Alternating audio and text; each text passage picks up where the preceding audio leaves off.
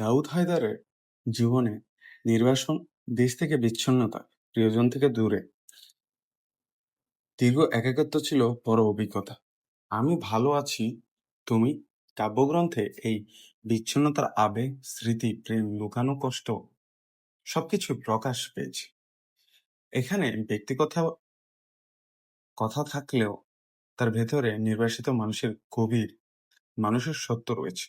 আমি ভালো আছি তুমি কাব্যগ্রন্থের শিরোনামে খুব সাধারণ একটি বাক্যের মতো, কিন্তু এই সাধারণ বাক্যের ভেতরে গভীর ব্যথা লুকিয়ে আছে। মানুষ অনেক সময় বলে আমি ভালো আছি, অথচ তার ভেতরে থাকে কষ্ট, একাকিত্ব, অভিমান, না পাওয়ার বেদনা। দাউদ হায়দারের এই লুকানো অনুভূতিকে কবিতার ভাষায় প্রকাশ করেছে। এই কাব্যগ্রন্থে কবি যেন তার কথা এই সবকিছুর সঙ্গে কথা বলেছে। সেই তুমি হতে পারে কোন প্রিয় মানুষ, হতে পারে হারানো দেশ, হতে পারে অতীত, হতে পারে পাঠক, আবার হতে পারে কবি নিজের আরেক সত্তা। এই তুমি শব্দটি কাব্যগ্রন্থে ব্যক্তিগত ও আবেগপূর্ণ করে তুলেছে।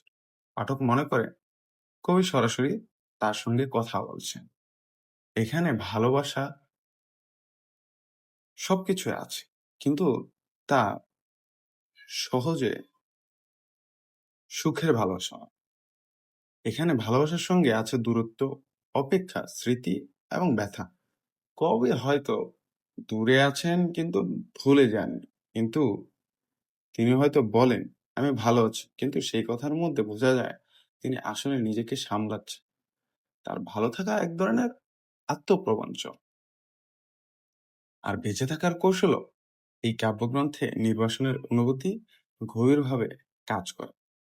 নিজের দেশে থাকা বা তার থেকে দূরে থাকা, মানুষের বাইরে থেকে স্বাভাবিক জীবনযাপন করলেও ভেতরে ভেতরে এক ধরনের শূন্যতা বহন করে। পরিচিত ভাষা, মাটি, মানুষ, রাস্তাঘাট, স্মৃতি সবকিছু তাকে টানে, কিন্তু সে ফিরতে পারছে না, সব কথা বলতে পারে না। তাই সে শুধু বলে আমি ভালো আছি। এই কষ্টের প্রকাশ খুব নীরব। কবি উচ্চস্বরে অভিযোগ করেন না, তিনি কান্নাকে চিৎকারে রূপ দেন না, বরং শান্ত, সংযত, মৃদু ভাষায় কষ্ট প্রকাশ করেন। এই সংযম কাব্যগ্রন্থে আরো হৃদয়গ্রাহী করে, কারণ বাস্তব জীবনে মানুষ অনেক সময় জীবনের গভীর দুঃখকে খুব সাধারণভাবে কথার মধ্যে লুকিয়ে রাখেন। আমি ভালো আছি তুমি কাব্যগ্রন্থের স্মৃতির গুরুত্ব অনেক বড়।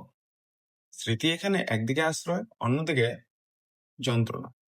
অতীতের মানুষ, সম্পর্ক, দেশ, সময় কবিকে বাঁচিয়ে রাখে, আরো কষ্ট দেয়। তিনি ভুলতে চান না, কিন্তু মনে রাখা সহজ নয়।